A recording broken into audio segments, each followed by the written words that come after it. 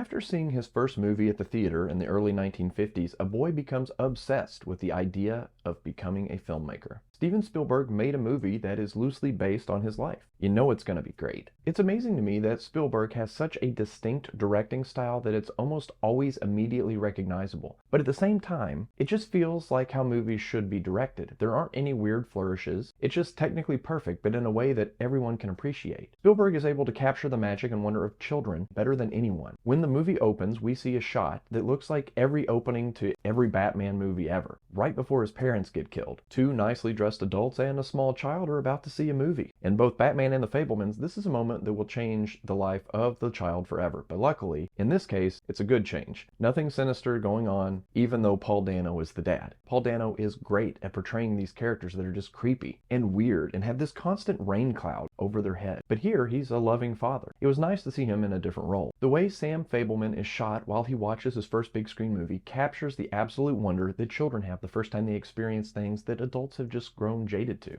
I had a big, stupid smile on my face watching Sam fall in love with cinema. Watching Sam shoot his first movie with the train as he learned how to set up shots with his dad explaining to him the technical details about the camera. And watching his mom gush over her son's newfound love of art. There's just something that feels nice and cozy about this. Then we're transported into the future. Sam is now a teenager, but he still has that love of movies, and his parents still support him. Sam makes movies with his friends, and they are much better than the movies that I used to make with my friends as a kid. They are remakes of movies that Spielberg really made when he was a kid, and I loved seeing how he pulled off some of the stunts and special effects using things that he had laying around the house. Sam is so innovative, and Spielberg is a genius, showing us how he pulled off the shots while we watched the film. There's a scene where Sam is showing a movie that he made to his Boy Scout troop, where his dad asked him how he was able to pull off a shot making the guns look like they were actually firing. After years of Sam looking up to his dad for knowledge and guidance, both Sam and his father have this look of love and admiration. Sam because he finally did something on his own without his dad's help, and his dad because he's so proud of Sam's ingenuity. The family dynamic is captured perfectly. We see a loving but flawed family, and you believe every emotion. There are a lot of subplots going on, and some of them kind of seem unnecessary, pushing the runtime up to 2.5 hours. But even though some of these plots didn't do anything to the story, I think that they gave the movie a more realistic feel. There was also quite a bit of humor, including a scene where Sam visits his girlfriend at her house, and of course the perfect last scene of the movie, both which made me laugh out loud. The vibe and tone of the Fabelmans feels like a mix of the family dynamic and color palette from A Christmas Story and the 50s and 60s high school setting from Back to the Future. I expect a lot of awards for this movie, and it feels like the culmination of 50 years of movie making for one of Hollywood's greatest directors. Did you realize that Spielberg made Jurassic Park and Schindler's List in the same year? Who else could do that? While there are a lot of ups and downs in the Fabelmans, it still feels like it could be the heartwarming, feel-good story of the year.